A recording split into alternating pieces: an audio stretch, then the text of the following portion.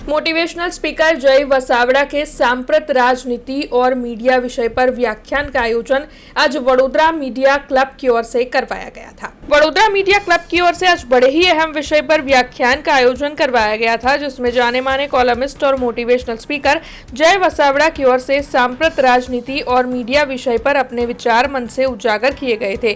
वडोदरा के राजनीतिक क्षेत्र के दिग्गजों के साथ कई सामाजिक संस्था के प्रमुख और इंडस्ट्री से जुड़ी हुई शख्सियत भी इस दौरान मौजूद रही थी। तो वहीं इस मौके पर वडोदरा मीडिया क्लब के मेंटर राजेश आयरे, जाने माने पत्रकार विश्वजीत पारेख और परेश शाह की मौजूदगी भी दर्ज की गई थी। तो वहीं साथ में वडोदरा मीडिया क्लब के प्रमुख अजय दवे, उप प्रमुख दीपक आयरे, उप प्रमुख प्रकाश वर्मा के साथ वडोदरा मीडिया क्लब के कई पदाधिकारी भी मौजूद रहे थे। વડોદરા મીડિયા ક્લબે સાંપ્રત રાજનીતિ અને મીડિયા જેવા સરસ નવા વિષય ઉપર મને બોલવાની તક આપી, કારણ કે આ વિષય બહુ સારો છે, બહુ જાણીતો પણ છે, પણ ભાગ્યે જ લોકો આના ઉપર કાર્યક્રમો કરતા હોય છે, અંદરોઅંદર ચર્ચા કરતા હોય છે, વોટ્સઅપમાં મેસેજ કરતા હોય છે।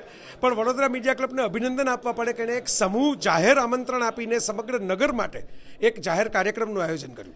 તો મને તો આ વિષય ઉપર ખુલીને બોલવાની બહુ મજા આવી। અત્યારે જે સમય બદલાયો છે, ડિજિટલ મીડિયા બદલાયું છે, નાગરિકોની વૃત્તિ પણ બદલાઈ છે, શિક્ષણ પણ બદલાયું છે, રાજકારણ પણ બદલાયું છે। આ બધાની મને જે સૂઝે અને મને જે ફાવે એ બધી સરસ વાતો કરી। મારે કહેવું જોઈએ કે આયોજન બહુ જ સરસ હતું, વધારાની ફોર્માલિટીનો કોઈ ભાર નહોતો અને સીધું જ વહેવા માટેની મને તક મળી અને સારા પ્રશ્નો પણ પૂછાડા જે વડોદરા માટે તો અપેક્ષિત હોય।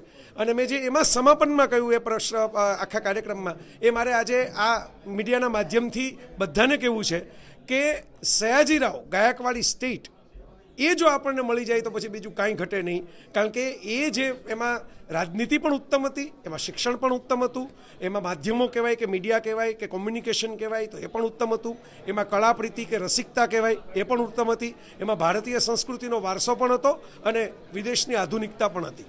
તો આ બધું જ સયાજીરાવ જો આટલા વર્ષો પહેલાં કરી શક્યા તો આજે આપણે વડોદરામાં કે ગુજરાતમાં કે ભારતમાં કેમ ન કરી શકીએ। વડોદરાનો મિજાજ કાયમ મને ગમે છે, ખાલી મને એવું લાગે કે અમારા રાજકોટવાળા જે છે ને એ બધા આખી રાત જાગતા હોય ને વડોદરા વહેલું સૂઈ જાય, એટલું મને લાગતું હોય। હું રમૂજમાં વડોદરાના મિત્રોને કહેતો કે તમે વહેલા સૂઈ જાઓ, અમે રાજકોટવાળા 3-4 વાગ્યા લગી ખેંચી લઈએ ક્યારેક ખેંચવું હોય તો આ મસ્તીની વાત છે।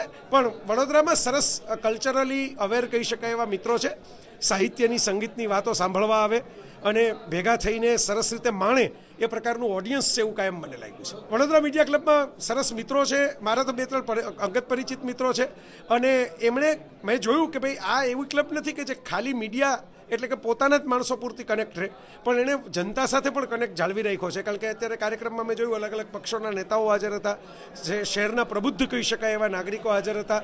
તો આ મીડિયા ક્લબે પોતાની જ ક્લબ હંમેશા એવી હોય કે પોતાના જ લોકો માટે બને, પણ આ મીડિયા ક્લબ ખાલી પોતાના માટે નથી, जनता માટે પણ છે। हमसे जुड़े रहने के लिए हमारे YouTube चैनल को सब्सक्राइब करें और नई वीडियो की नोटिफिकेशन के लिए बेल आइकॉन को दबाएं।